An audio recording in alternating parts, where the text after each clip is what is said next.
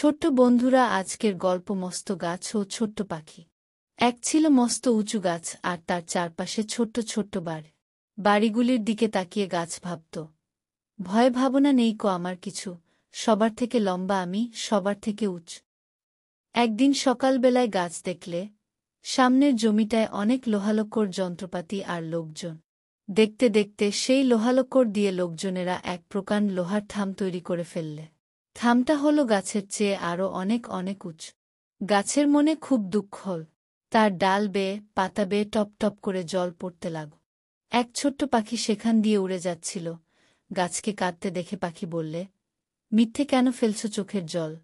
ওর কি আছে তোমার মতো ডালপালা ফুল ফল?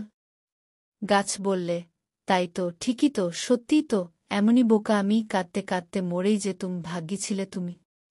এই বলে রোদের ফুলকাটা হওয়ার রুমাল দিয়ে চোখের জল মুছে টুছে গাছ মনের আনন্দে ডাল নাচতে লাগল, আর ছোট্ট পাখি তার ওপরে বসে বসে দোল খেতে লাগল।